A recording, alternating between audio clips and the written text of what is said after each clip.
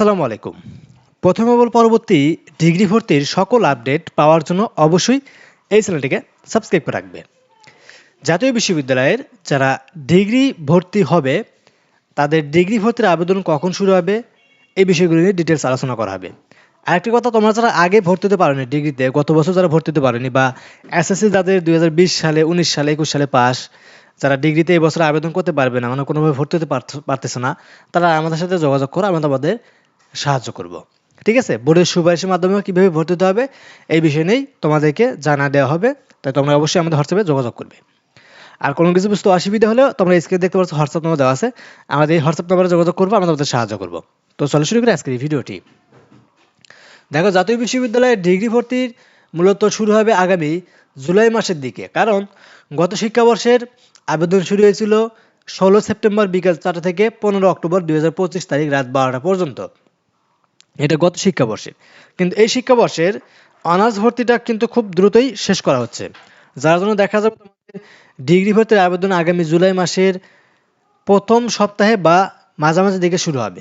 ঠিক আছে, জুলাই শুরু হবে, সোজা কথা, তোমাদের জুলাই মাসটা টার্গেট করবে, সেই মাসে তোমাদের ডিগ্রি ভর্তির আবেদন কার্যক্রমটি শুরু হবে। আর একটি কথা, তোমরা যারা এখনো পর্যন্ত কোথাও ভর্তি হতে পারছো না, যাদের এসএসসি 2020 সালে পাস রয়েছে, 19 সালে পাস রয়েছে, 18 সালে পাস রয়েছে বা 21 সালে পাস রয়েছে এসএসসি সেকেন্ডারি, ঠিক আছে, কিন্তু তারা কিন্তু এবছর যে সার্কুলারটা দিবে সেখানে আবেদন করতে পারবে না। তো তাদের কিভাবে ভর্তি হতে হবে এই বিষয়গুলি নিয়ে ডিটেলস আলোচনা করা হবে। বোর্ডের সুপারিশের মাধ্যমে তুমি চাইলে কিন্তু ভর্তি হতে পারবে।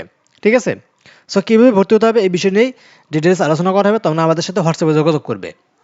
তো এই বছরও তোমাদের ডিগ্রি ভর্তির যে রিক্রুটমেন্টটা হবে সেটা হলো এসএসসি 2021, 2022, 2023 সালে যারা পাস করবে তারা আবেদন করতে পারবে। আর এইচএসসি মানে ইন্টারমিডিয়েট 2023, 2024, 2025 সালে যারা পাস করবে তারা আবেদন করতে পারবে।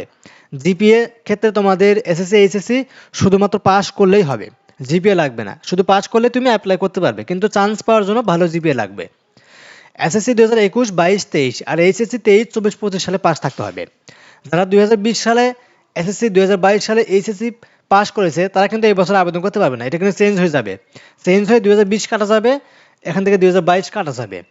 তো এই 20 এবং 22-এর আগে যারা স্টুডেন্ট রয়েছে তারা চাইলে বোর্ডের সুপারিশের